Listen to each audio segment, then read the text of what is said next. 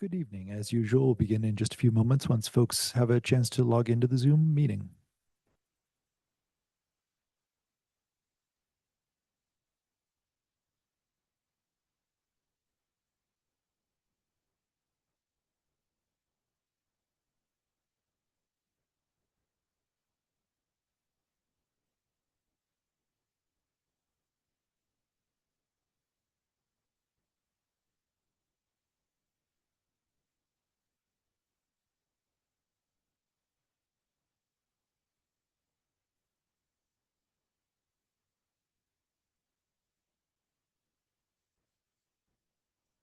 I now call to order this meeting of the South Beach School Board.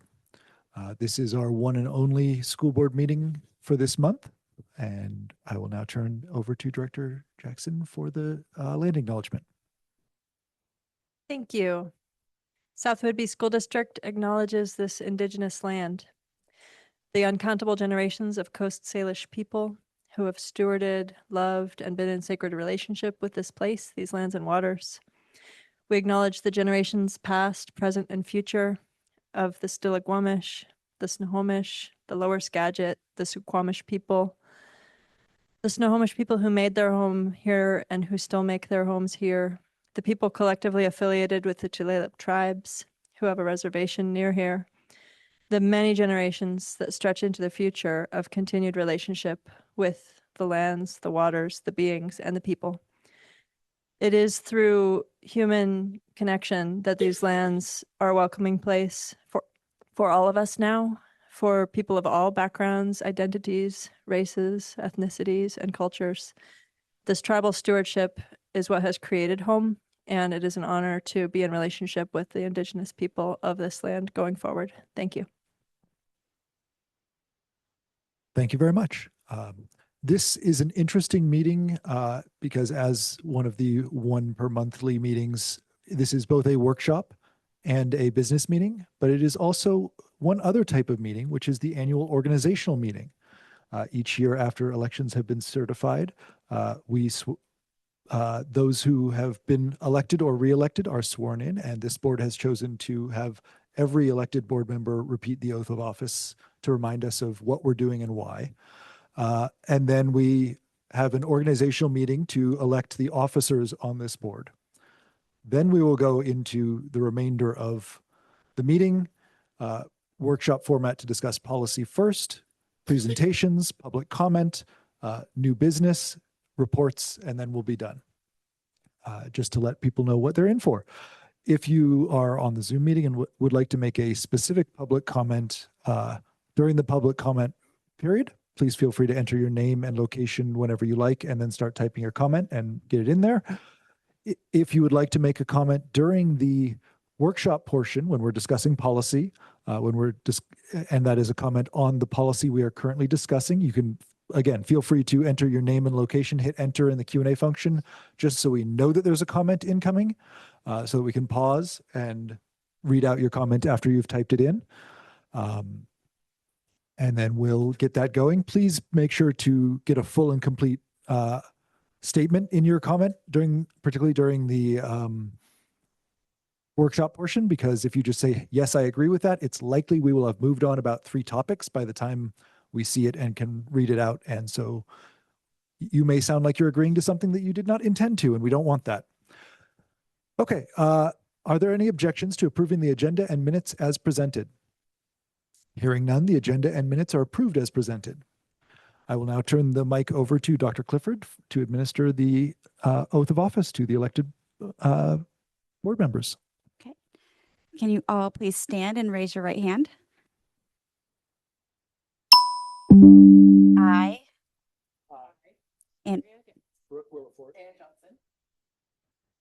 I do solemnly swear that I will support the Constitution of the United States That I will support the Constitution of the United States and the Constitution and laws of the State of Washington, and the Constitution and the laws of the State of Washington, and will faithfully discharge the duties and will faithfully discharge the duties as a director of the South Whidbey School District number 206 of Island County, Washington, to the best of my ability. as a director of the South Woodby School District number 206 of Island County, Washington, to the best of my ability. Congratulations.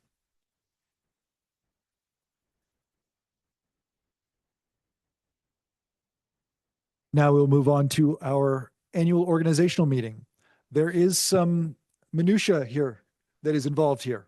Just to give everyone an idea of what's coming, for each of the 5 roles on the board, we will have a nominating period where I will ask for nomination, where the board chair will ask for nominations 3 times, no fewer and no more.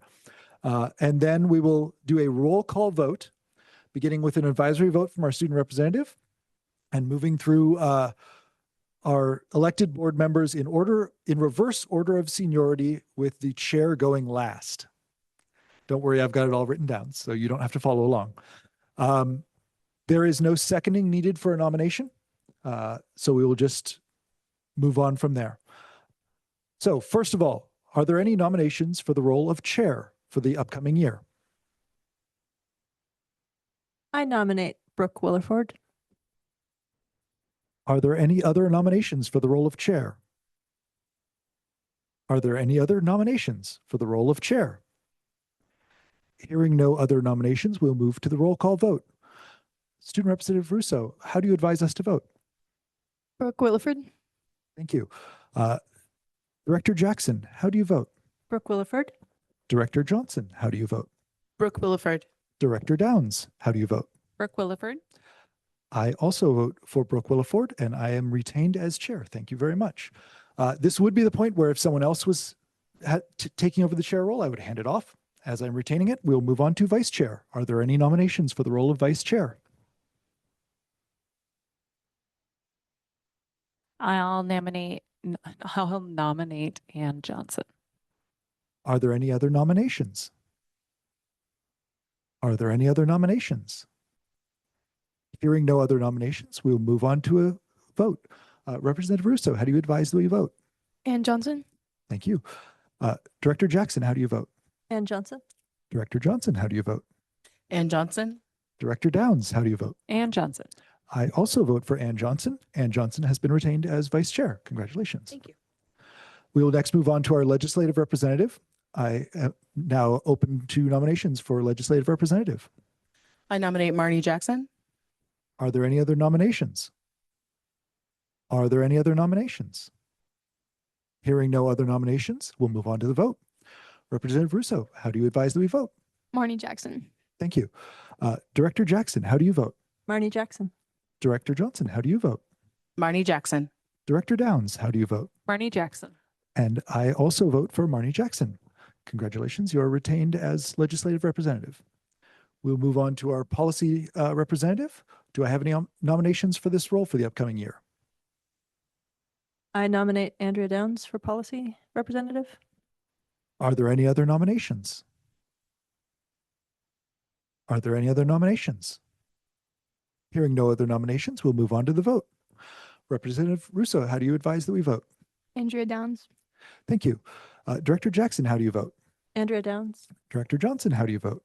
Andrea Downs. Director Downs, how do you vote? Andrea Downs. I also vote for Andrea Downs. Congratulations, you've been retained as our policy representative. 9 years in a row. Our last role is WIAA representative. Do I hear any nominations for this role? I nominate Joe Greenherron for this role. Do I hear any other nominations? Do I hear any other nominations? Hearing no other nominations, I will note that Director Greenherron has expressed an interest in continuing this role. So we are not doing this to him, but rather with him. Representative Russo, how do you advise that we vote? Joe Greenherron. Thank you. Director Jackson, how do you vote? Joe Greenherron. Director Johnson, how do you vote? Joe Greenherron. Director Downs, how do you vote? Joe Greenherron. I also vote for Joe Greenherron for our WIA representative, and he is retained in that role. Thank you very much. We have now completed our annual organizational meeting. I promise sometimes it gets more exciting than that, but we can also move through it pretty quickly when we know what we're the necessary minutia. Are there any objections to approving the consent agenda as presented? Hearing none, the consent agenda is approved as presented. We'll now move out of our business meeting format and into our workshop format.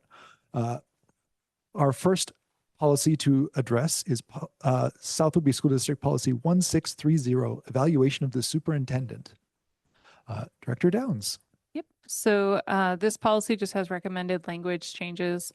It's bringing down a lot of language out of it. I didn't find any of it to be super substantial. Just consolidating language. It still maintains that we do the superintendent evaluation. It maintains the 8 factors that are cited in the RCW. Just removes a lot of excess language, and it also removes 2 informal conferences, the requirement that 2 informal conferences are completed, one prior to October 31st and the other prior to January 31st before the formal evaluation. And I don't think that those are necessary, considering that Dr. Clifford and I meet weekly, almost weekly, Yep. To have those sort of informal conferences. We can always do more, but this just maintains the minimum. Yep. Director Greenherron passed along some comments to me on these items, so I'm going to read his comments on this item first. He says that this adds a lot of words to provide more detail to the superintendent evaluation process, but doesn't mention progress towards goals or student outcomes. He doesn't think that it's appropriate to mention WASDA's service offerings in a policy. Those may change in the future. In policy 1820, there's a mention of adherence to Washington State School Board standards. 1820 will be next on the list. That's board self-assessment.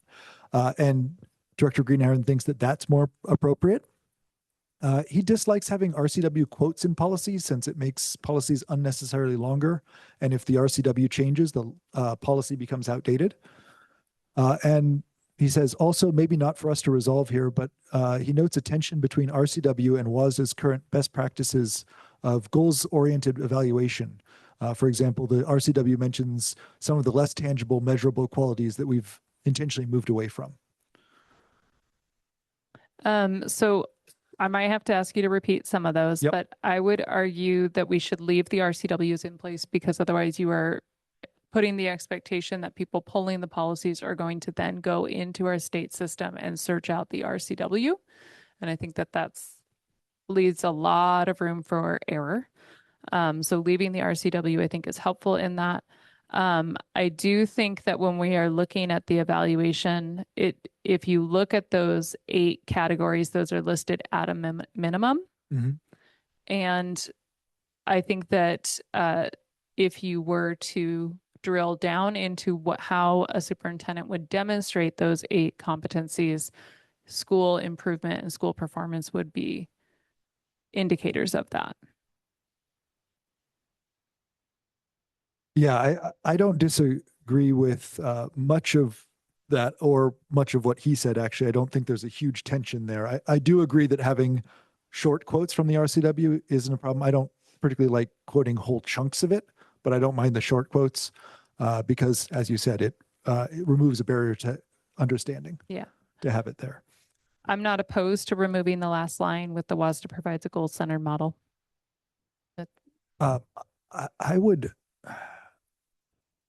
I would actually love to replace that with something about this district has a goals-centric model that covers the previous thing, the previous notes. I don't think the language is necessary, because it would limit your ability to change it. And so Point. If we as a board were ever to decide to use the WASDA model, we would have to then change the policy or however it goes. I think we could just remove it. I certainly don't have a problem with that.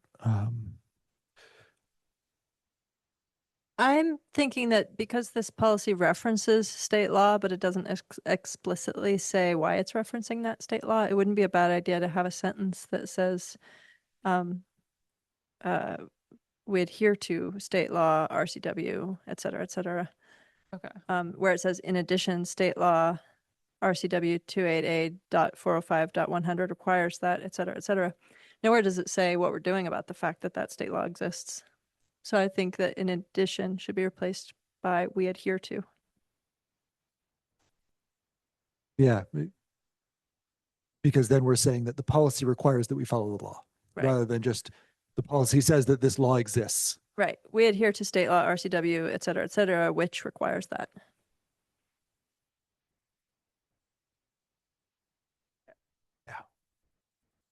Yes. So if you've got something, please feel free. If you've got something on this, we've got the one up front. We've got a few around there. Yeah. If anyone has comments on this item, while you're coming up, I'm going to check on this. Wendy Freeland. Typically, when there's a policy on an RCW, it's important to include it. You don't really need to put extra language because it is redundant. But the concept behind including an RCW is stating the reason why you follow. It's not the other way around. So that is a key point of keeping RCWs. We keep all our RCWs in any of our documentations. Our documentation is secondary to RCWs. So you got to understand that comes first. So shortening it really kind of defeats the concept behind why it's included. And you don't really need the language around included or adhering to or following because you have it in the policy and the policy is made around that. So it pretty much covers itself. But RCWs come first before policy. Absolutely. Yeah, I absolutely agree that the RCWs and WACs actually both, which are the OSPI's additions to law. Anne and Marnie, do you have any feedback on dropping the WASDA provides a goal-centered model? I don't find it helpful in the way that it's worded. I would say either drop it or change it so that the language expresses our commitment.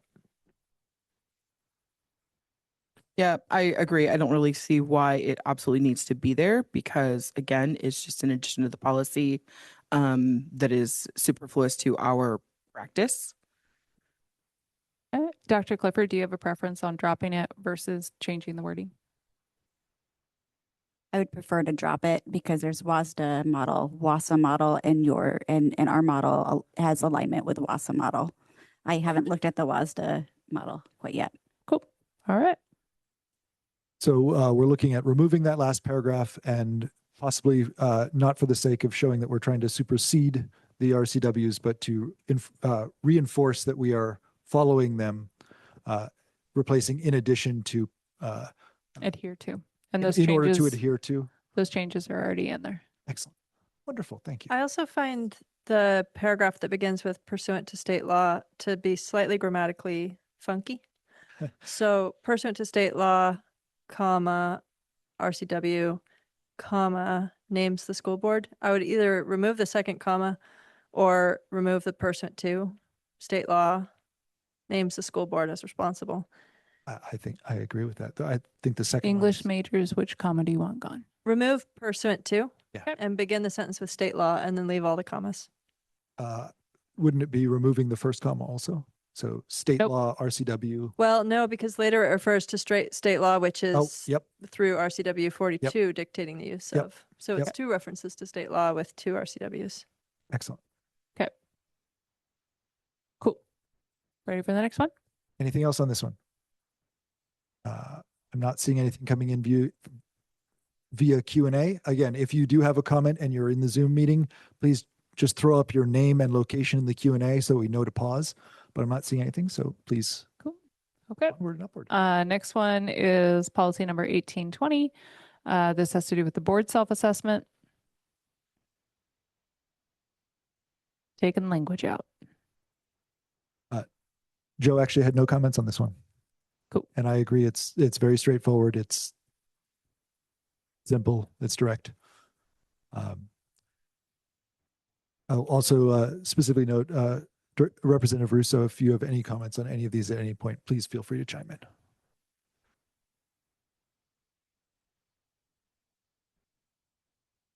Director Jackson or Director Johnson, any comments? Very straightforward.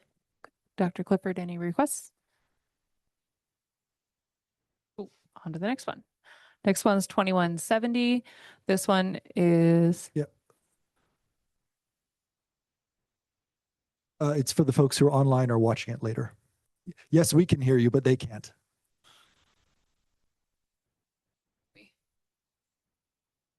So I guess my question is the assessment evaluate shall use agreed upon tools. I think that was one question Green Heron had, was how are you evaluating overall progress during the year?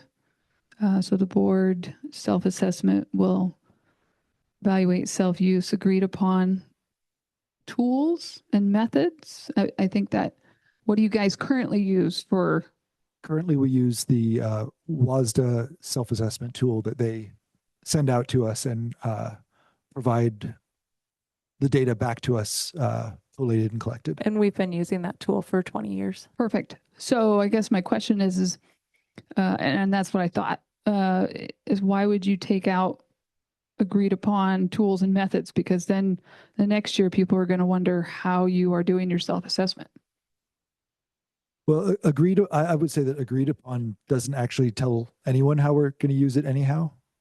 So I don't know that.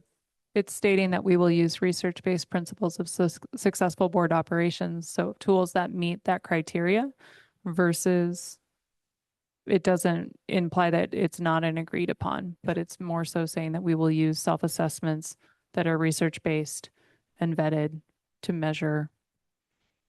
That's perfect. You could put that in there. It is in there. Yeah. So can I just restate? Basically, this is saying that instead of that there's an agreed upon tool, Yes.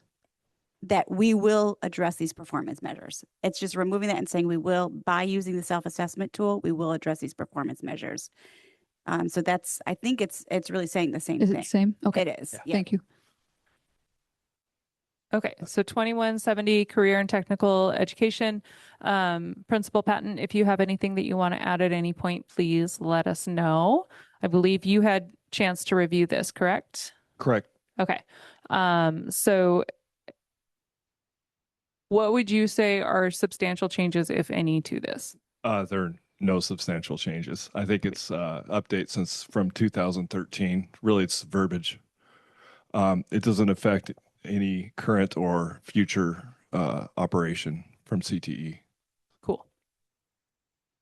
Director Greenheron had a suggestion to update the about the establishing career and technical advisory committees, updating that from will to may to give us the option but not require it, because I don't know that we have one currently. Could you restate that? Director Greenheron was suggesting change in the district will establish local career and technical advisory committees, changing the will to may, or do you already have one in place and running? By policy and protocol, we need to have one. Okay. So we currently have one. Yeah. In fact, this kind of lit a fire under me to meet soon. Yeah, and each CTE teacher also has somebody from the community in that business field that is part of the committee also. Right. It's a requirement. Yeah. Okay. Then we should not change that. Director Jackson, Director Johnson. Bella, what's your last name? Director Rizzo. Good. I'm glad that this policy exists and is being updated. All right. 3425. That one is accommodating students with adrenal insufficiency. Emmy Atwood already reviewed this one and gave some context. So essentially, earlier this year, the legislature passed Senate House Bill 1709, adding this new section to the RCW and authorizing parent-designated adults to provide care for students with adrenal insufficiency in schools, and authorizing those parent-designated adults to provide care for, the law makes provisions for liability protections for the school districts, district employees, agents, and PDAs who act in good faith and in compliance with student individual health plans. So she has already reviewed this. It does reference a procedure that you all are currently in process of creating. Yep. And we have always, for a long time, parent designated or PDAs have been in place for forever. So that particular part is not new, but this is something that is a new policy that is required for school districts. So in response to that law. So I did not know about parent designated adults, and I am very glad that this is in place and has been for some time. Yep. They're also in place with students who have seizures, so that other people can administer seizure medicines other than the parent, which allows parents to go to work.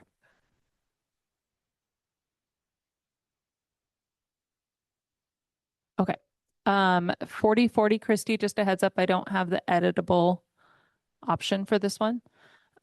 This one is public access to district records. The major change in this is that there are now fees associated with the public records requests.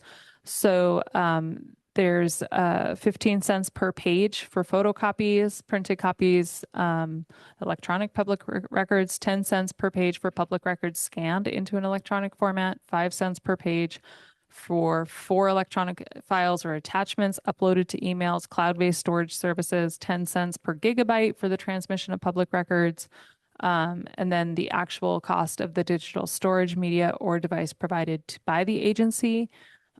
Charges of the subsection can be combined to the extent that more than one type of charge applies to the copies produced, and the district reserves the right to charge a flat fee of up to $2 or waive the fee if invoicing the fees will unduly burdensome the district. Which, when I spoke with Ms. Maccaro about this, she said that sometimes the amount of work that it takes to invoice is more than it's worth.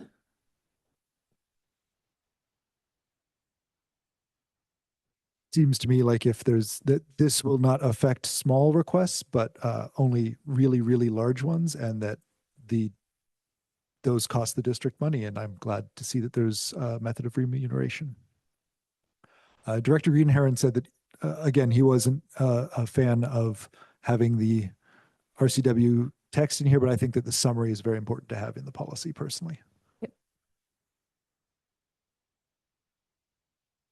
Okay. Any other comments on this one? I agree that it's important to cite the RCW here because the Public Records Act is an important piece of state law, and we want to be sure that the public understands that this policy exists within compliance with that act. All right. Ms. Maccaro, is there anything in this that you see as troublesome as the public records officer? Okay. Excellent. All right. And then Christy, for 5,000, my editable link is the CTE link. Sorry, I didn't catch that earlier when I checked it. So I can't make edit changes. But this one is the recruitment and selection and evaluation of staff. Director Greenherron's comments was that he defers to Dr. Clifford in this matter since that's her expertise. Which was who I was just going to ask of Dr. Clifford if there's anything of note that you wanted to point out or anything substantial that stands out to you. No, I think that this is an accurate reflection of what we do and what's expected.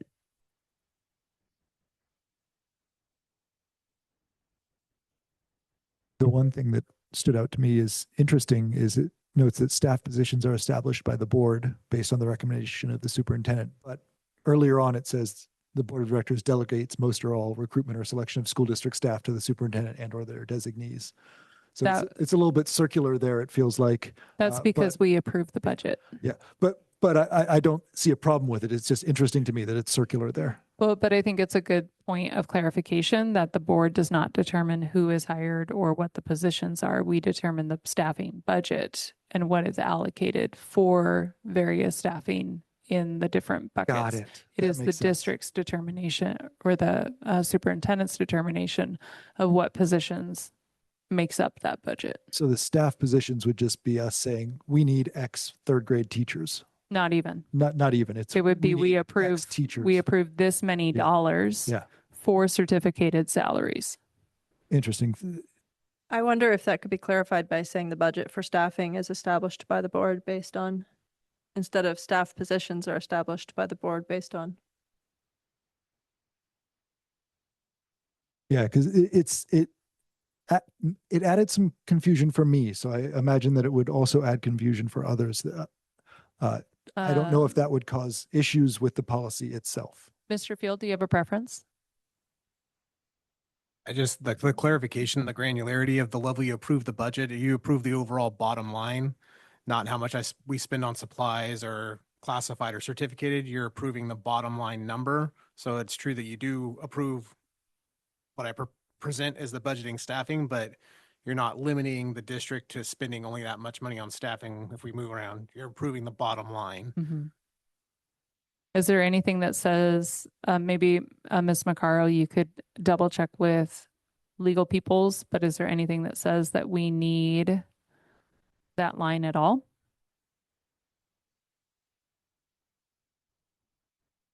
And just switch it as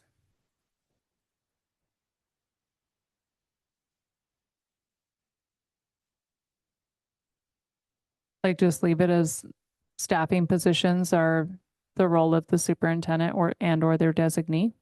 I would be concerned that that would abrogate our responsibility to the budgetary side of it. I think we have other policies about how the budget is set, but or at least legal standards. But I would really like to see that sentence that begins staff positions are established by the board to be either clarified or removed, because I do think it adds confusion. I don't think it's quite an accurate description of the relationship. Could we go ahead. Well, again, just going back to Dr. Clifford and that particular phrasing, how does that feel to you in terms of your role in staffing considerations? I think that this is the personnel report. It's not the identifying of positions. It is not the approving or not approving of this is what you should do, but it is when we bring the positions to you, when we are adding or when we are accepting a resignation or retirement, or So maybe it's staff That's- positions are approved by the board Rather than established. rather than established by the board. May I suggest or request that we allow the professionals to find the right wording there, outside of us trying to workshop it here? that's great. Excellent. And if the end result is that this language is what supports the district the best, then that's fine. We just don't Absolutely. want to put you in a position where you find yourself with a board that thinks they get to approve staff positions. Yes. I appreciate the conversation. This is directly the WASDA model policy. And so we will take a moment to review it and get clarification from our colleagues to see if there's any other way that this is being addressed. And then we'll come back to you. Excellent. Thanks for following Thank up you. on that. Appreciated. All right, that's it for policy. Okay. So the last, that's everything in here. So I'm going to check Zoom real quick to make sure that there isn't anything in Q&A. There is not. So that concludes our workshop portion. We will return to our business meeting now, to our presentations period, and turn it over to Representative Russo for our student board member report. Okay, so at the high school, the National Honor Society just had their cookie day, which is where everyone on National Honor Society will bring in some cookies and we'll walk around and hand them out to students. And I think it's really nice. And half of them get donated to Whidbey Island Nourishes, so it all goes to a really good cause. And Honor Society will also be having their warm clothing drive, and all the clothes go to Readiness to Learn and Good Cheer and organizations like that on the island. And it's really helpful. And it's accessible for students too. Basketball team is also having a toy drive, and the band concert that was yesterday went really well, and I think everyone is really proud of the music they produced. And the choir will also be performing at the elementary school this Thursday. Basketball and wrestling are in full swing, and they've been having multiple games and meets, even though I think a couple got canceled, but still in full swing, practices and all that. And Spanish Club is having a bake sale this Thursday and Friday, and I think everyone is getting ready for winter break and is pretty excited. At the middle school, they've been having intramural tournaments during lunch, which is a great way for students to socialize and move around during the chilly weather. And conferences were a huge hit, and tons of families were spoken with, and students joined in as well, using the reflection tool they'd used in the week leading up to it to really engage in the conversation, which is great. So thank you to all the families and students. And they will also have a dress-up week in anticipation for the end of the calendar year and winter break. They'll also be having a bring your own mug hot cocoa day at lunch and an assembly, celebrating all the students, athletes, and Cougar Pride students to celebrate. And their spirit weekdays are Monochromatic Monday for Tuesday. They have a sweater day, and then anything but a backpack, summer versus winter, and PJ day with the bring your own mug. I think that's super fun. And at the elementary school, they just had a lantern walk, which is where students walk through like dark halls with the lanterns that they created and sing a song that everyone learned. And I think that's really cool. I think that's a great opportunity, and it's becoming a tradition at the elementary school. The green team has their next meeting Friday, and they will choose a year-long project, and cross grade or big and little buddy classes are meeting up regularly as part of the SEL curriculum. And school-wide positive behavior awards are being given out to people that follow the ORCA code. And there was a first ever clean sweep winner, which is when a student is recognized for classrooms tidy and like well taken care of. And the playground has been very, very well received, and students are having a great time, especially on the merry-go-round and the spinner. So yeah, that is what is going on. Thank you. Thank you. I love the integration with local organizations for particularly the high school students finding ways to give back to the community around them. I think that's fantastic. And yeah, that new playground is a huge hit. My kid loves it. Her only complaint is that it's too well loved, and so it's hard to get to places she wants to. What else? Pardon me. I just want to say thank you for your delivery. Like, it's so joyful to hear you talk about the elementary school and the middle school, because you've been in both of those places, and just to hear about all the joy and the holiday stuff, and feeling very inspired by the whole bring your own mug situation. Like that's a brave choice for an elementary school, and so kudos to that whole staff. I'm picturing Stanley Cups. No, I love being able to do this, and I think it's just so great to see how the schools have grown since I was there, and like all the new and fun things that they're doing. So. Excellent. Okay, we'll move on to the next item, which is public comments. Do we have anyone signed up? Okay, I will check to make sure that there's nothing in the Q&A. There's nothing there, so we'll move on to new business. First item of new business is Memorandum 2526-09, approval of the commitment letter supporting the selection of South Whidbey Community Center for Energize Langley feasibility study. Dr. Clifford, I'm going to turn that over to you and or Mr. Field to talk about that. Well, I can give an update. We had two people that were going to be coming here from the city, and we estimated that our workshop would go a little bit longer, and so they're supposed to come at 7:30. So I'm wondering if you might make a motion to put this at the end of this part of the agenda, if we can do that. I would entertain a you- motion to table this item until the end of the new business. Postpone this item until the end of new business. I move to postpone discussion of the microgrid feasibility study until the end of new business. Is there any debate or discussion to be had on this? Could we have an advisory vote? Aye. All those in favor of the approving the postponement of this memorandum, please say aye. Aye. This memorandum has been postponed till the end of new business. So I'll take my time a little bit as we go through the rest of it. Our next item is Memorandum 2526-10, approval to designate Paul Field to authorize change orders per South Whidbey School District Policy 6850. Dr. Clifford. So you have already approved the bond amount, and we have lanes and how much allowances are within the bond amount. And sometimes we need to move money from one lane to another. And so this is designating Paul Mr. Field to be able to approve those changes. He also has to work with the county, and I'm going to give him a moment to be able to give you more updates on that for the timeline and the approval process. And you will receive updates at the board meetings, and then he and I will be in constant communication.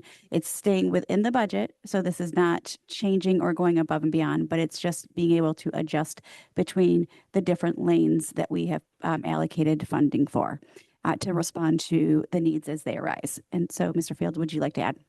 Yeah, so we have the initial contract with Apture, who's our general contractor for the GCCM. And that contract did not take all of the funds that we sold.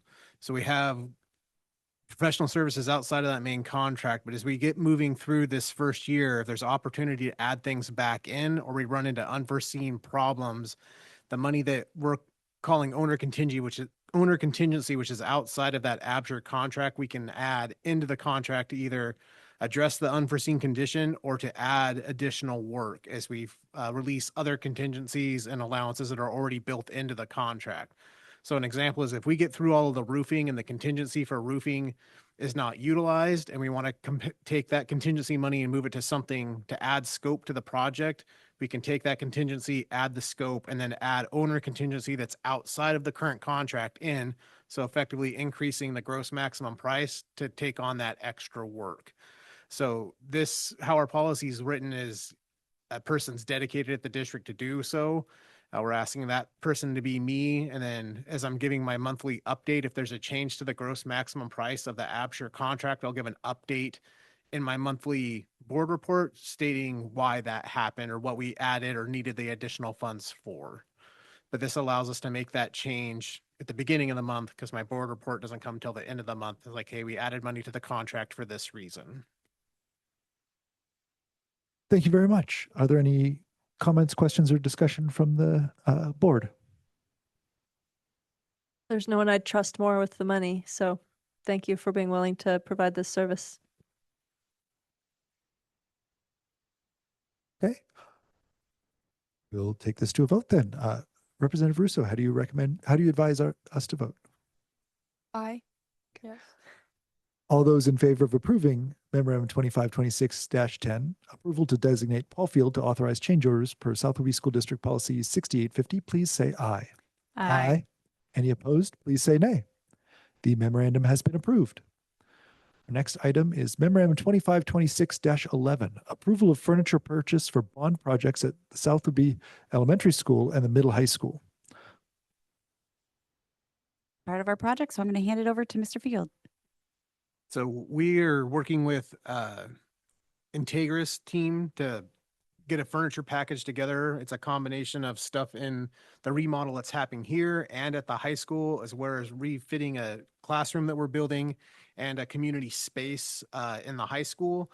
So it's furniture related to that. We're procuring it through Omnia and KCDA. It's out for, it's not technically a bid, but it's being shopped through those cooperatives right now.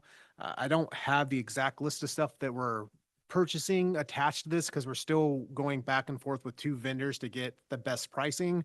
But I need the authorization because we have to execute pricing before year end, before prices increase for the new year.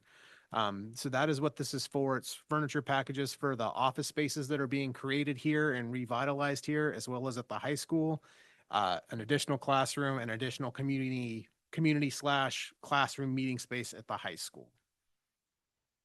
So I just want to add that and reiterate what Mr. Field said. These are the areas that are having internal construction, internal revamping. And so we have had to remove and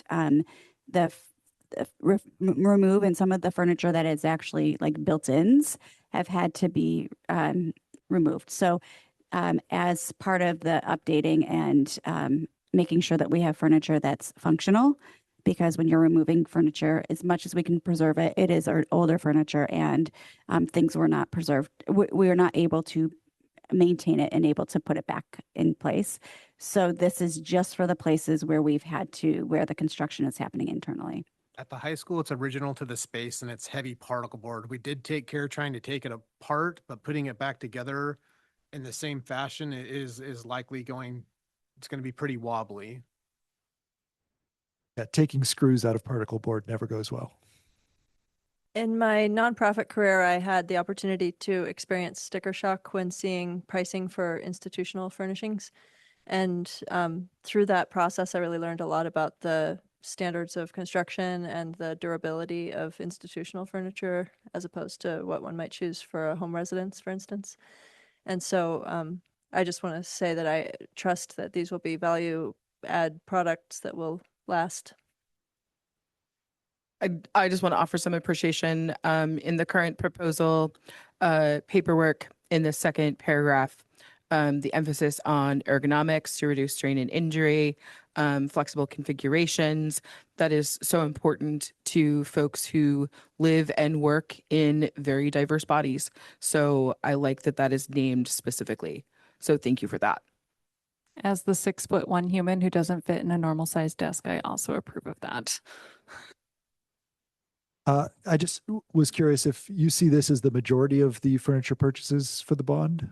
It is the majority of it. There may be some leverage points where we can order some additional items just to get the freight of stuff here. Mhm. But this is all of the office spaces that are being remodeled at the high school. So from Mary Eaton's desk all the way around to Mrs. Patton's desk. So that whole exterior wall, the offices here at the elementary school that are being revitalized, plus the 2 offices that we're building here, plus the 4 new offices that we're building at the high school, which is going to help consolidate our staff in offices that are spread upstairs and downstairs to bring them all into the same general vicinity.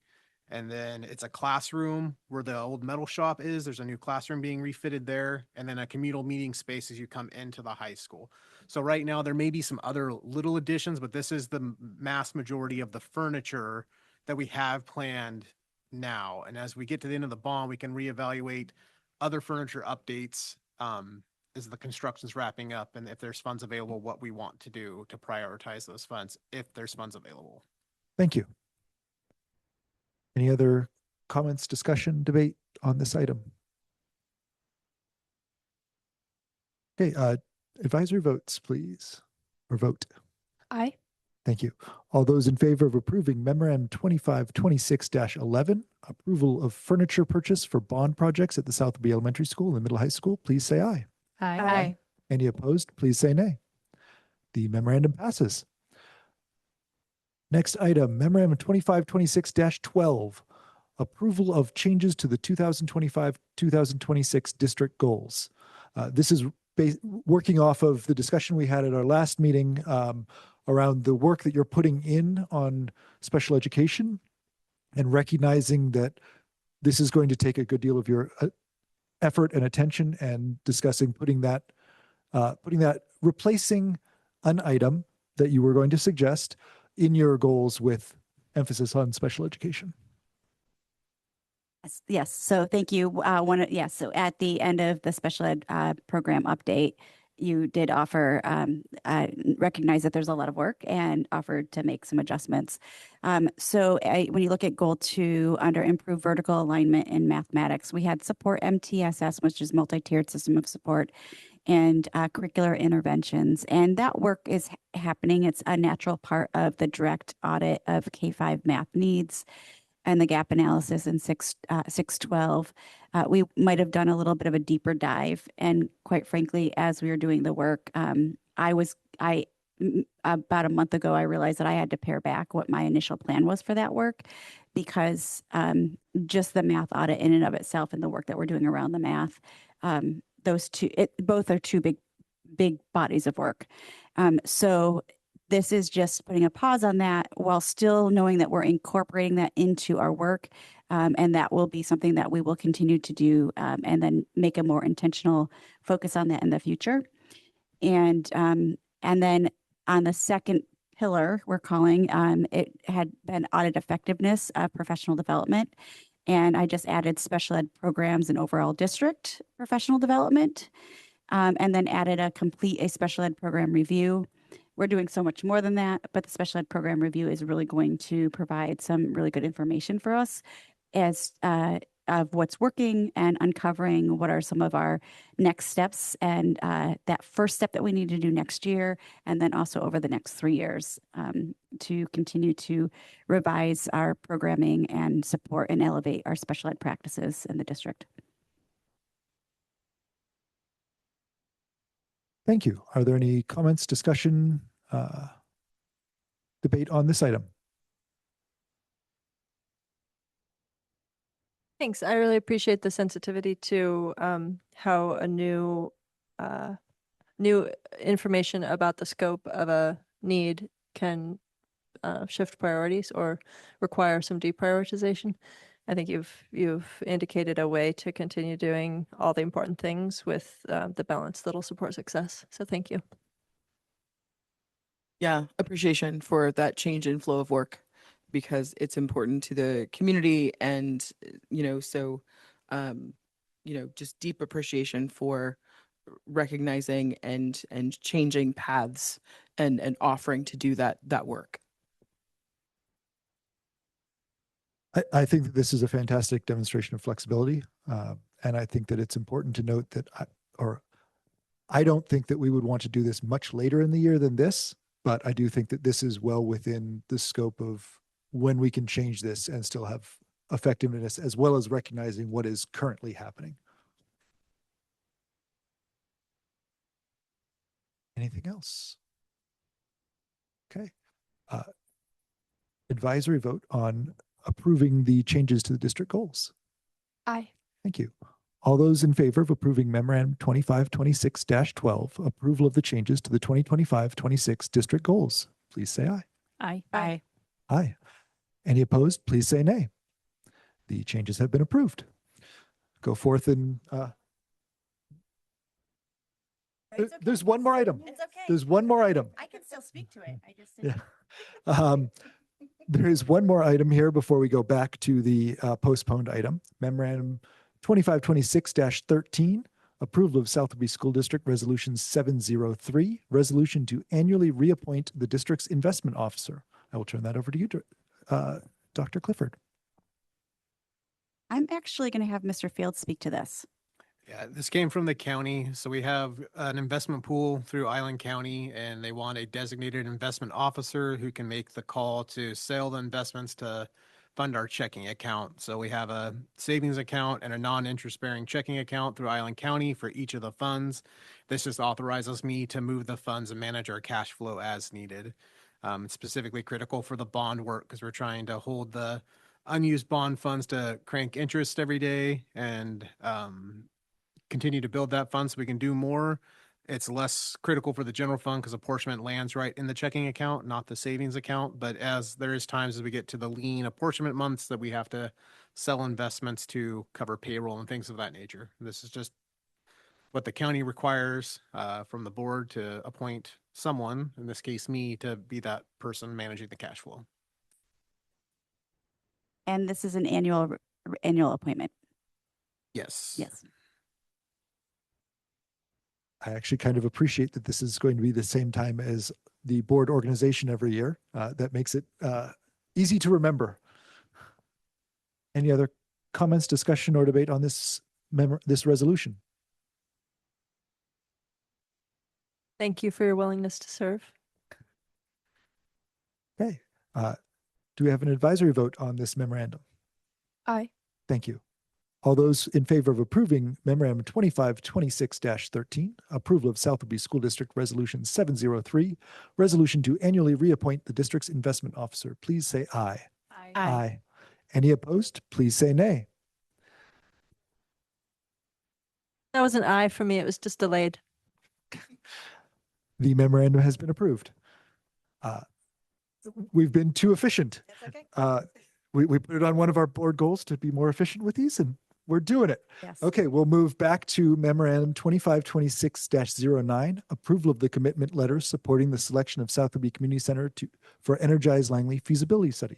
Dr. Clifford. Yes. Okay, so the city has been working on conducting an Energize Langley Resilient Microgrids project and examining a number of sites within the community where this can be plausible and possible. And the city council reviewed a number of sites at their last meeting, and they identified the community center as one of those sites. They have been in communication with us, and we've been having honest and direct conversations with them about what this could mean. This is just a study, and when I say honest and direct conversations, the building is old. It's an older structure. So, so we had asked them to wait until before we move forward with anything, to bring this to the board, because they did ask us for a letter to move forward with the feasibility study. And so, in this feasibility study, we will be providing detailed site information to the engineering team, have a representative present during the technical site visits, and attend 3 virtual design meetings to provide feedback and proposal systems, and optionally attend the final meeting. And so our director of facilities, Jeff Lawson, has been our point person, has been deeply involved in this. This aligns and is completely connects with the work of our Climate Action Committee. So it is one of the highlights that we're talking about. One of the things that we wanted to make sure when bringing this to you is we wanted to be really clear, because when you have a feasibility study, then there's always potentially next steps once you get through the study. And so we just wanted to be really clear about what we are agreeing to in this letter. And so, and to next, and if there becomes next steps. And so that we're limiting our contribution to staff time and coordinating and sharing and supporting the study of the process. That right at this point, there's no district capital funds or budget required or allocated to facility repairs, upgrades, or implementation costs related to this work. We're requesting that that the acknowledgement of that committing to participating also acknowledges the following conditions: that the facility limitations, that the current conditions of the community center may not meet all the threshold requirements for the microgrid. And so we want to be very transparent about that. We don't know, it may or may not. The funding, that our capital funds are prioritized to buildings that are serving currently enrolled students in for educational purposes. And so that is how we have been prioritizing our levy and our bond funds, while continuing to make sure that we are good stewards of our tenants. We no district capital investments, again, reiterating that. Staff time only. For operational continuity, we want to make sure that the project will not change if it goes forward into next steps. It doesn't change the day-to-day operations of the community center. And that there's some tenant protections or expectations around tenant protections. So any future implementation work will be communicated to tenants in advance in accordance with tenant laws, will not displace current tenants, and or if there is a displacement required, that relocation costs would be covered by external project resources. I don't believe that would be part of this, but I just want to make sure that that's communicated. And then the future grant support, if the site advances beyond feasibility, the district will involvement will be a part of coordinating efforts and providing information for grant application pursuant to pursue external parties.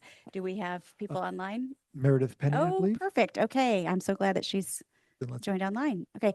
Hi, Meredith. just a moment. I'm going to Add her. And now that Meredith's online, she can provide some specific information. There are some next steps, but I'm going to hand it over to her to kind of share.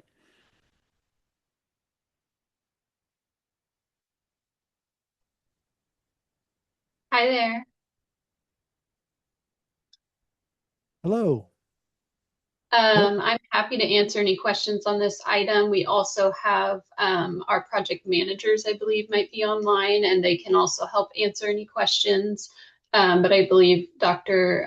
Clifford covered the high points. Yes, Joan Green, is that the other, and Linda Irvine? Yes. Okay, I will bring them in as well.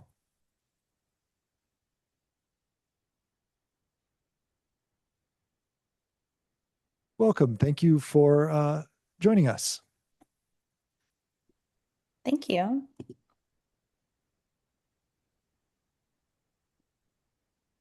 Sorry, we got a little bit too quick on our workshop and new business, but if there's anything you'd like to add to the presentation that Dr. Clifford has given thus far, please, you're more than welcome. I would just, I would just add, this project is a state-funded grant that the city received. It's focused on developing resilient community microgrids. So these are local solar and battery systems that provide power during power outages and emergencies. And the goal is to help identify community resilience hubs that can remain operational when the grid goes down, either supporting warming or cooling centers or device charging or communications access or wastewater services and safe gathering spaces.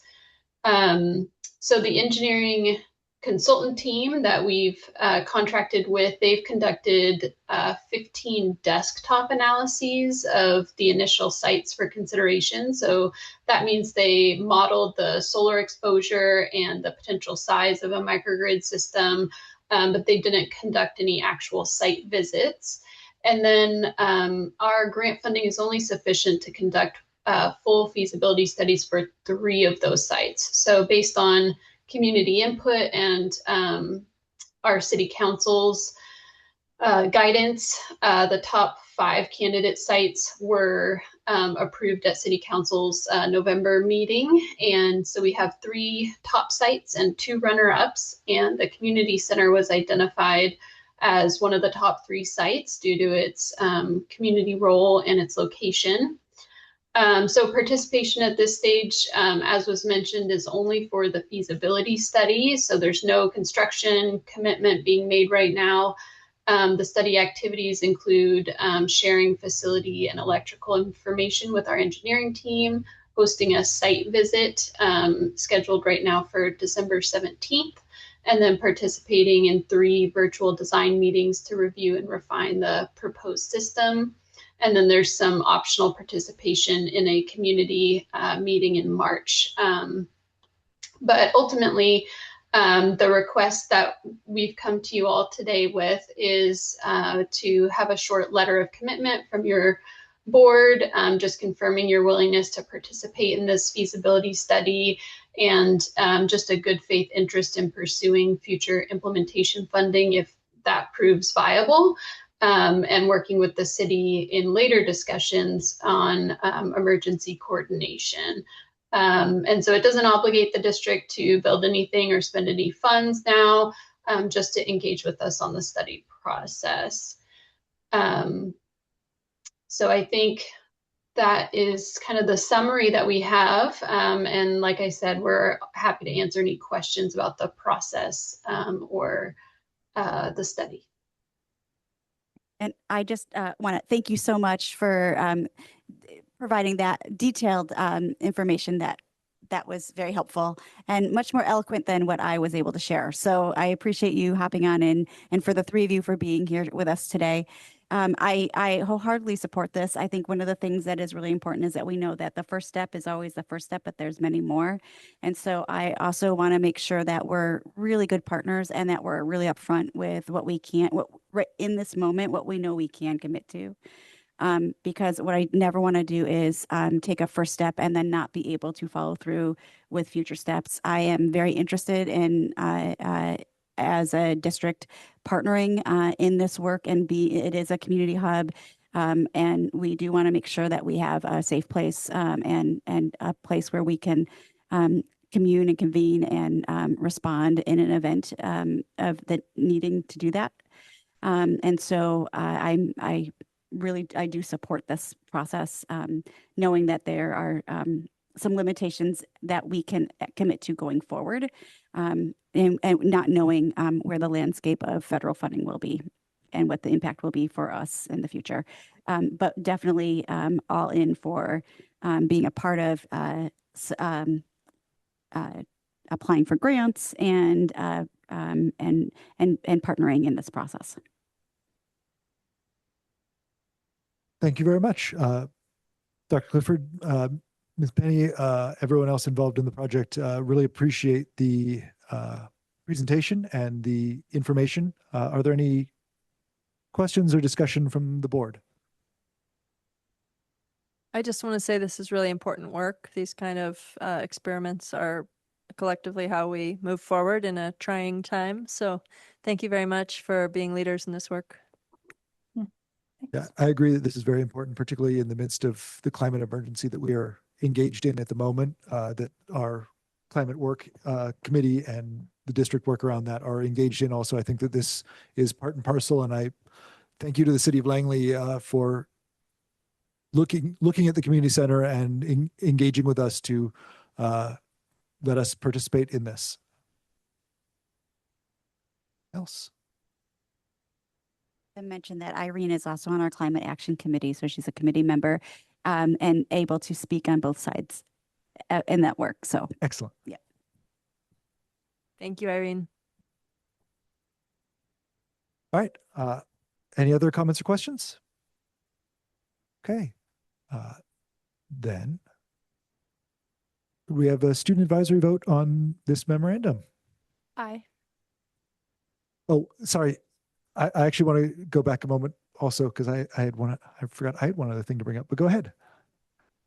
I just wanted to make sure the memorandum is to approve the letter. So by approving the memorandum, you're approving the letter that we are granting in good faith the implementation of this feasibility study. Thank you, because that reminded me that I wanted to, my name is currently the only one on here, but I would love to offer the opportunity or openness for other board members to sign on to this as well, since it is important work that is important to many of us, to get your name involved in it as well if you are interested in doing so. With that in mind, I would like to make a motion to amend this letter to include the names and signatures of the other board members. I second that motion. Any debate or discussion on that amendment? Okay. Now we'll have student advisory vote on that amendment. Aye. Thank you. All those in favor of amending the letter of commitment to include the rest of the board, please say aye. Aye. Aye. Any opposed, please say nay. Okay, the amendment passes. We are now back to the original motion as amended. Could we have an advisory vote on the original memorandum as amended to include the other board members? Aye. Thank you.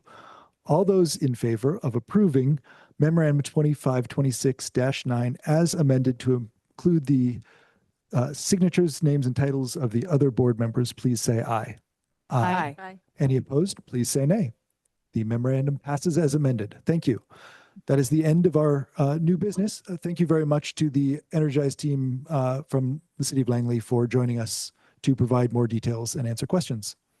We'll move Thank on you to so our much. reports, our financial and enrollment report. Mr. Field.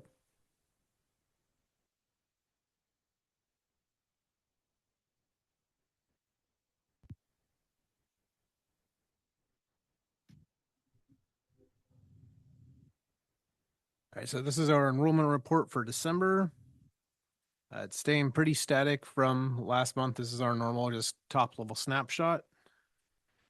We have a slight decrease of a few kids. It kind of bounces around at the beginning of the year, and I expect it'll settle out as we move along. This is the same graphs by grades. We're still way over last year for compared to last year or month over month. This is our total enrollment by, oh, one more. By grade here. And then we can just see that we're over budget on nearly every single grade. So this hasn't changed from prior year, but this is historically what we've done. This next one here is the information we talked about before. So this is a picture. I went through our enrollment information, the student information system, and ran a report that showed students that were new to the district, first grade through 12th grade. And then I had to go through the comments and kind of make a judgment call on what the comments specifically mean, where the student came from and what for. So it's not perfect information, but it gives us an idea at a high level where the 100 kids over budget came from. So it's showing with inside our district boundaries, we picked up 100 new students from various private schools or home schools and things of that nature within our district borders. On the island outside of the district, kind of limits it to the other two school districts. We picked up 10 students from those areas.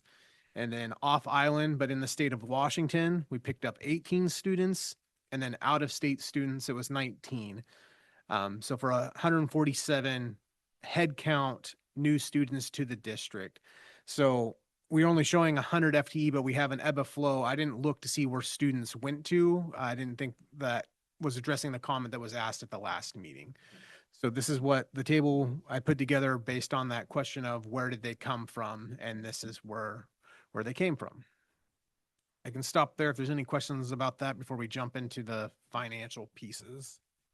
I really appreciate that. Do you have, and I apologize for not asking this ahead of time in email, but do you have any sense of the latter 3 columns? Is that around normal? Is that usual? And is it just the inside of district that's unusual? I believe it's the inside of district where the uptick is. It's been declining in the past, so we've been looking in the opposite direction. Where did they go? This year, we don't have, I don't have strong comparable data. It's like, where did they come from year over year? Because we haven't experienced this in the last 15 years. So, Thank you. yeah. Financial report for November. Here's our dials that we typically do. So timeline and spend and revenue are right in line.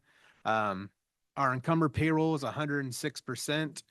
You've noticed on our hiring report, personnel report, that we've added kindergarten teacher past the budget, 3rd grade or 4th grade, not 4th grade teacher, a 5th grade teacher. And then we're still looking to add a staff at the middle school. So that's why we're creeping over budget, those additional staff to accommodate the students that we've added during this year, that FTE count over budget. So, but even with our MSOCs and payroll, our total budget, we're at 91%, including encumbrances. So we're still looking okay for overall budget. And a reminder to those at home that, or watching later, that we're going over budget because we have more students, which means we have more revenue coming in as well. So it's just budget. It's not bottom line. Correct. So this is hard because the lines land right on top of each other, but this is showing revenue expenditure compared to last year. And you can see our orange revenue lines following the exact same revenue path as last year. This is pretty static. That's the update for the current year with the dollar amounts for the month of November. Total revenue by month. Our revenue is pretty, how the money comes in from the state and how our levy collection. So they all really stack right on top of each other. And since our enrollment's been so close, we don't see wild swings in revenue year over year. So this is by source. So you can see our state general purpose. The state increases apportionment by IPD. We've picked up students, so that's why the state money's clicked up more. Local taxes are roughly the same. We get a little bit of adjustment as our FTE increases the amount that we can collect on our local levies. State special purpose is our special ed money. Again, it's with that apportionment. It kind of follows that, or not apportionment, the IPD increases. It follows the same as the state.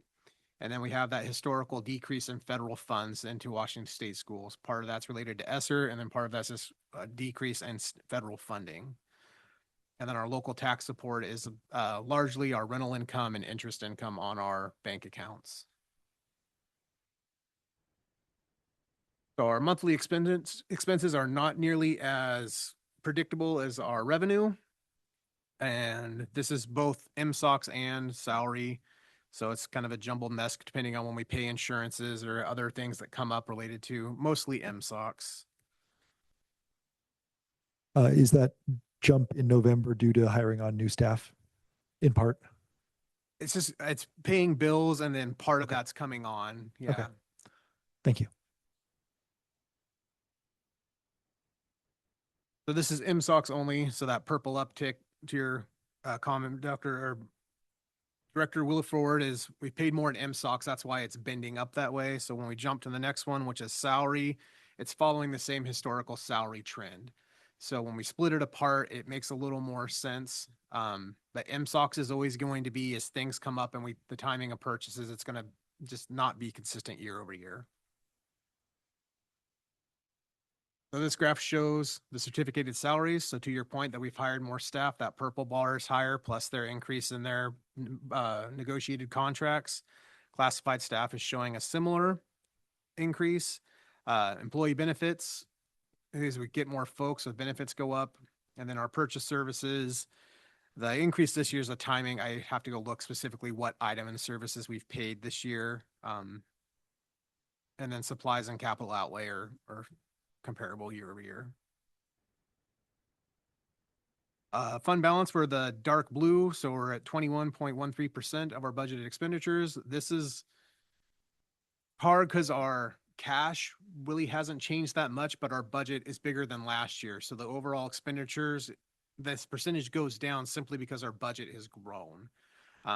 But it's still a very healthy number compared to other districts in the region and the state. So this is the statutory budget status report that has all of the encumbrances and where we're at. Nothing really of a surprise or of note on this one. And then this is the capital report. So I added a new line here. That's the capital fund balance. So ultimately, our revenue and expenditure number, when all the bond money is spent, will land together, showing that we've spent all the money. And that bond fund balance number, the green line, will be down to 0. So that's what I'm trying to show here as we're going along. And it's at this point in the meeting, if we had a change to the gross maximum price of the Absher contract, I would discuss it here and have kind of a breakout or explanation of what got added or removed. So that was the intent of the earlier approval of the change notice item we had. This is our other funds. Not a whole lot going on. ASB's clicking away. We have a bus on order, but it's not here yet. Should be here hopefully next month. It's a little bit different model than we typically have. It's going to have a lift, so allow for us to transport up to 3 students in wheelchairs if needed to go on field trips. A little bit shorter too. So if we go to use it for Seattle to go to sporting events, it's a little easier to get into some of those schools. So it's a little bit of different model to accommodate all of our students and help with transporting into tight spaces. That's on the way. It's not here yet. Are there any questions?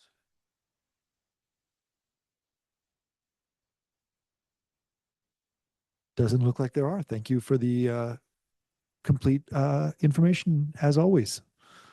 We continue to be spoiled by the information you provide and how you provide it. Thank you. We'll move on to our superintendent's report and special edition for this time, the policy 6600 annual report for transportation.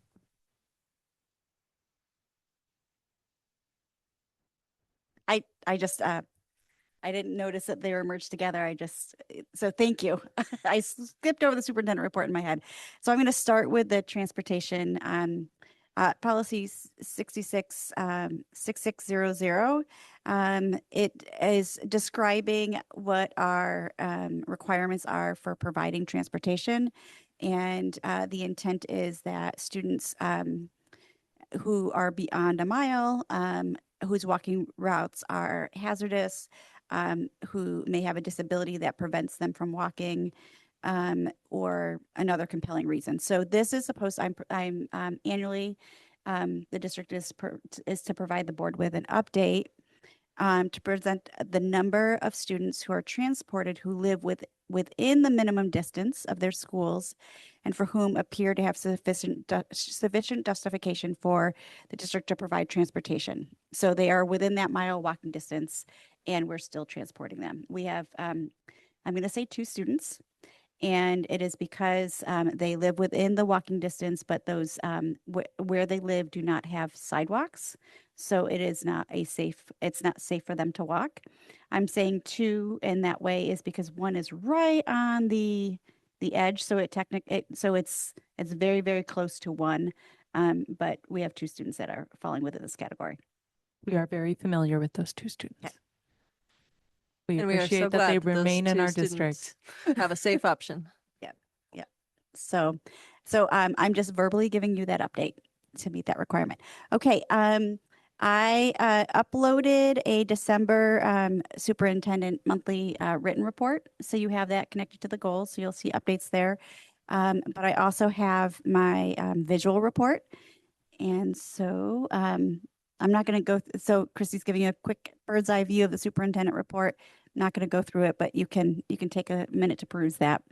And then for today, for the entry plan, I just made a link to it. And what I can tell you is that there are some things that were either in purple, which is we couldn't start yet, or in red and they've moved into yellow. And for example, strategic plan, starting to have the conversation. And at the WASDA conference, I attended a session on strategic planning and starting to think about and backwards mapping what that might look like. And then in our next couple of meetings, we'll get more in detail about our planning for that. So that's an example. Started to do staff. One of the things is host listening sessions for staff, and I started doing that. And so in the next couple of slides, we'll give you an update on some of those things. So that link is there for anybody to see the progress that's being made. And the next slide, this is just kind of general updates. So it's a little bit small. I tried to fit in a few things, but I'm going to start opposite and start right to left. WASDA conference, that was a wonderful time. Number one, for a lot of learning. So there was a great amount of things. I went to Student Voice. We went to the board boot camp. And so got to kind of recalibrate on some of the board pieces. Then also went to a strategic planning session. There was a number of other sessions. Student Voice, if I didn't already say that, I went to a couple of sessions on Student Voice and superintendent evaluation. So there were a number of other things, but those are the few that I wanted to highlight. I feel so grateful for not only the learning that took place, but also the time to do some team building through that process and spend time with you all. We also got to spend some time with other school boards and do some calibration with them. And so it was a really great, I thought, just a great time to continue to advance our teaming. And I just am so grateful that we had that time. And we also got to present with Dr. Moshe on our the intentional transition. And I've had some few people reach out and ask and wanted to get some more insights and information about that. So with the superintendent transition, so that was well received, and I'm sure you'll speak to that when you get to your updates. That was a fun opportunity to present. And lastly, I truly enjoyed that. I think one of the highlights of the conference was getting to know our student board reps, because they are incredible humans. And we got to ride in the back of the Suburban on the way back. And they have some great ideas that they're generating. So I'm looking forward to some of the work that they're going to be bringing to Student Voice, and continuing to partner and collaborate with them going forward. So I need you to know that I shared with everybody that was one of my biggest highlights, was getting to know you both. So thank you for also being available and present and coming. And then committees and councils, you'll see that there's updated to the report links on the agendas. We're continuing to make progress. We gave an update to the equity committee on the Speak Up training that we're doing. And then the next step, which I'd shared, is this year's Speak Up. And then the build onto that is hate speech training through the Educational Service District. And so we reviewed that, and they asked lots of questions and gave some input and feedback. The Climate Action Change met on Monday, and they started generating a list of all of the things that we are currently doing that are supporting climate resilience and sustainability. And it was long. Like we have a really solid working where we are already, and then also are creating some really great next steps for our continued work. So that's going really well. And then our instructional council is continuing to do to build what it's new. So we're continuing to build in that work, and we're looking forward to kind of building some baseline information, and then really leaning into that structural council to support how we provide professional development to continue to enhance and deepen instructional practices for our certificated teachers. All of those are going really well. And on, I believe it's the March workshop, it's going to be a future workshop. They are going to do an update. All of our councils will do an update. I don't want to misspeak on the date.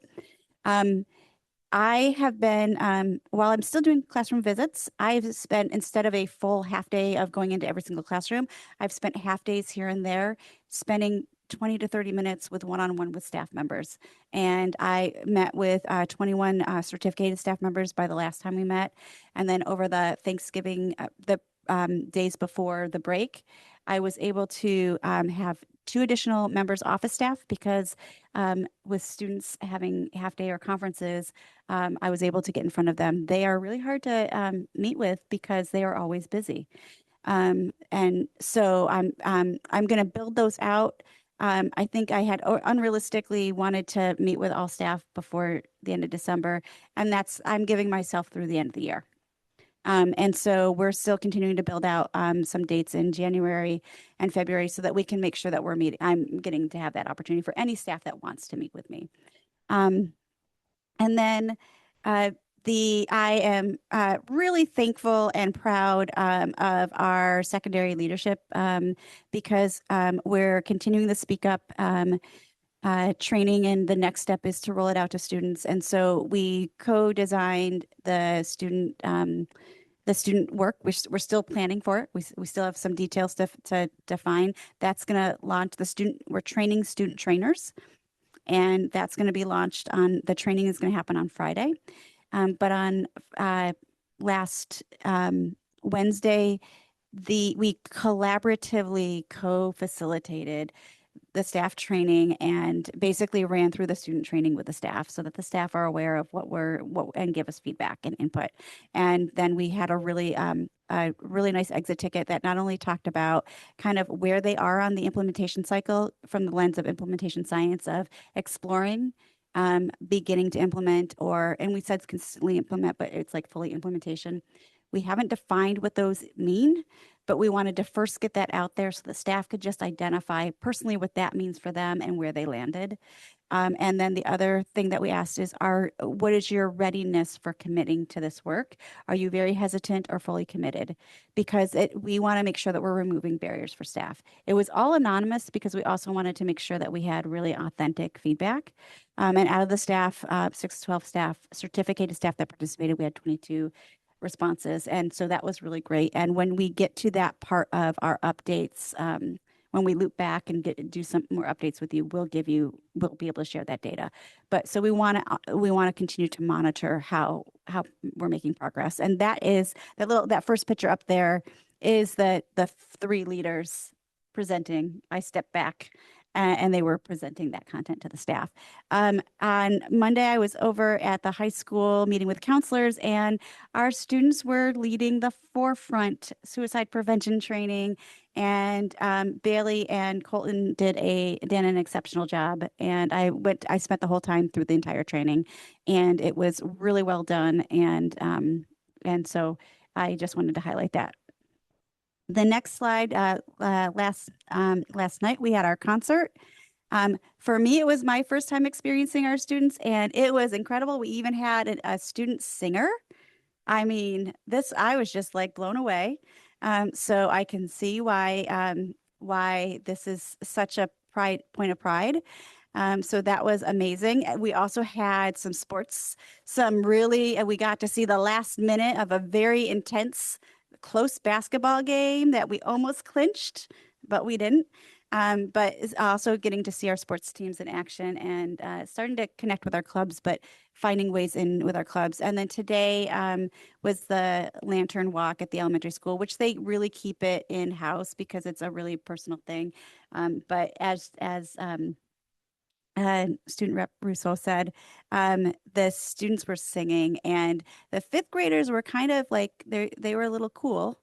And then when they went down the hallway to the primary wing and the primary students were sitting there singing, their voices got loud and strong so they could sing and harmonize with the littles. So it was a beautiful experience. And finally, I just want to say that we are, and there's so much more. These are just highlights. And on the next slide, I'm always giving you a construction update. You will notice that our middle school, high school is now blue on the area that you have seen it being blue with some coverage on it, but it is now blue without coverage. That is not our Falcons blue. this will not be long term, but this is it's the weatherization of the building. So it is protected. The parts that they are working on are protected throughout the winter season. And so it is all reinforced and all completely solidified so that we no longer need to have the plastic protection hanging over it.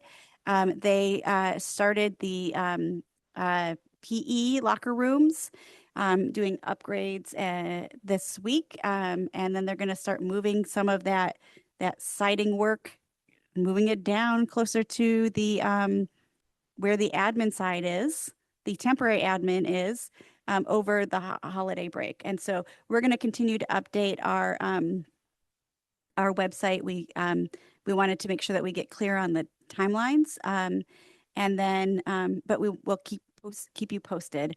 The other thing you already talked about, but the highlight, and it was well worth the wait, was our playground. So that was very exciting.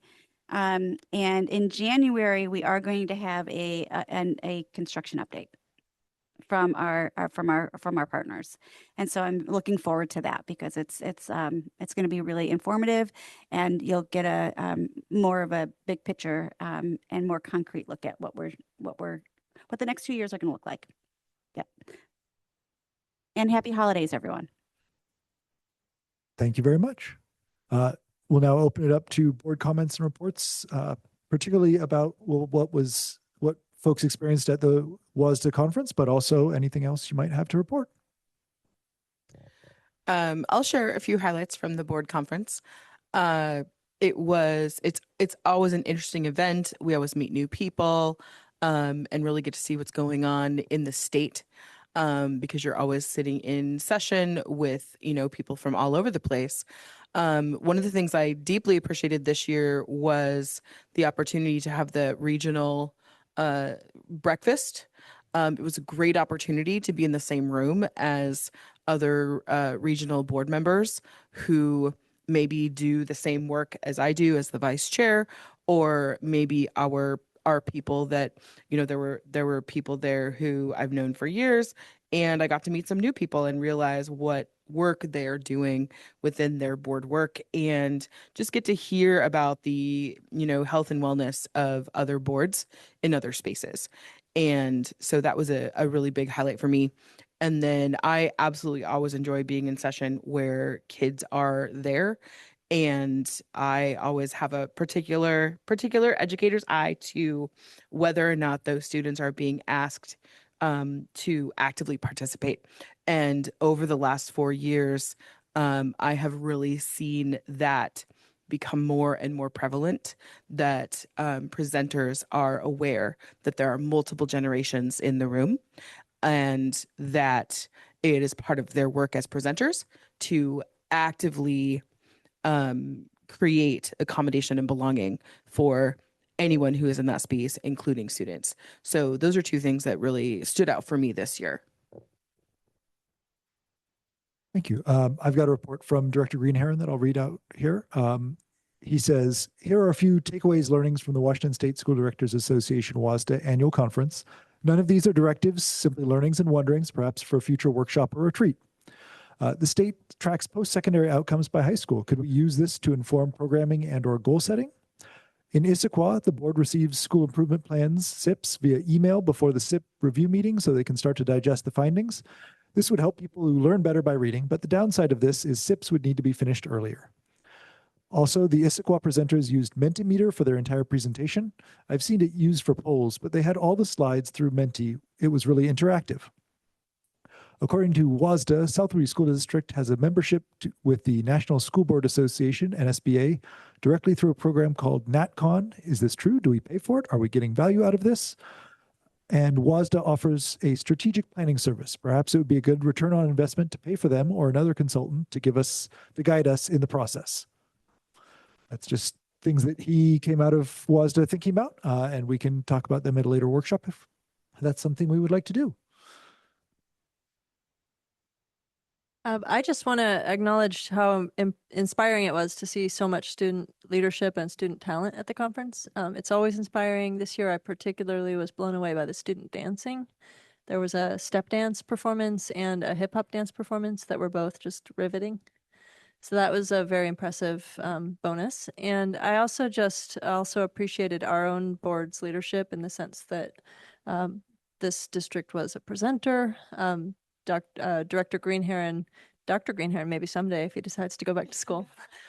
Director Greenheron hosted the District Area 1 breakfast, and to see him at the front of such a very big room made me feel proud. And I also just feel like it's such an honor to be lifelong learners. So these opportunities are so appreciated. And I want to thank the community members that support our district to be resourced to participate in things like this. I think what I would like to highlight is the dinner that we spent with Chartwells, and we have Shauna here in the room.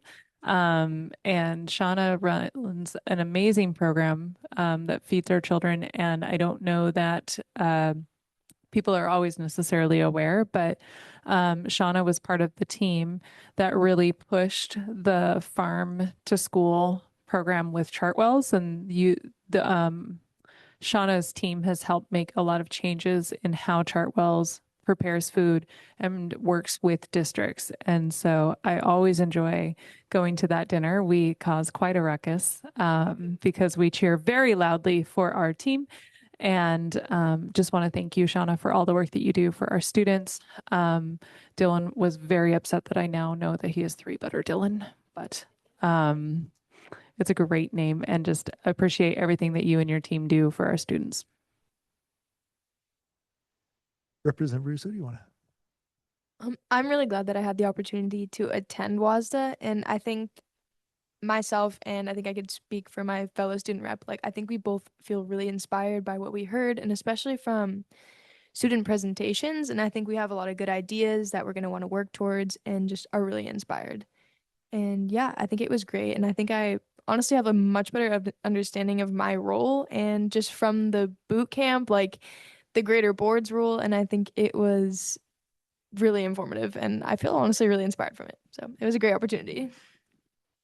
That's actually what I love most about WASDA every year, is getting to talk to everyone and hear what they're doing, how they're facing struggles, and getting inspired by that. I come back energized every year.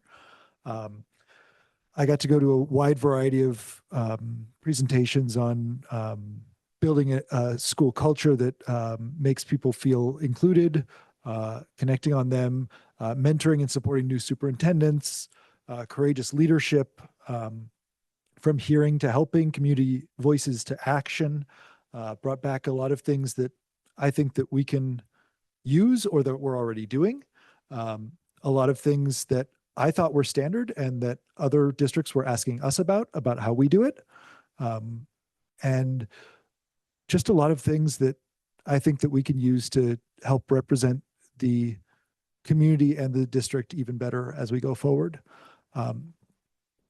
I noted that our student reps went to a lot of the student voice ones, and I know that Dr. Clifford did as well. And I'm very excited to hear as we go forward some of the ideas that y'all gleaned from those presentations, and how we can continue to push the role of the student representative as far as makes sense for you and for us.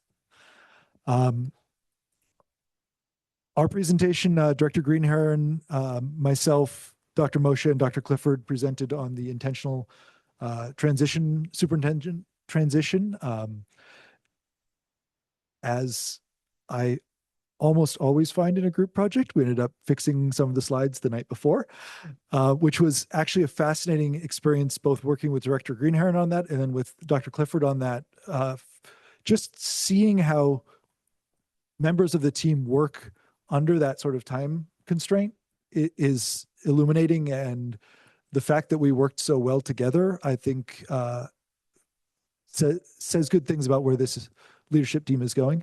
I heard a lot after the session throughout the rest of the conference about people interested in what it was and what we're talking about, what we're sharing. So I hope that can help folks make this intentional transition to set up a superintendent as well as possible, a new superintendent as well as possible, and build that board superintendent relationship. I always love those. I'm looking forward to more WASDA programs. I know that there is a legislative learning opportunity in January, early January, at the start of the session. So I'm looking forward to that as well. I think that's everything. If no one else has any comments or reports, there is one new part of our meeting, which is a next meeting update. And as Dr. Clifford said, we will be having a construction update at our next meeting, and we will also, or during the meetings next month, as well as a report from South Liberty Cares and Public Health. So that's something to look forward to next time. With that in mind, happy holidays to all. This meeting is adjourned. Good night.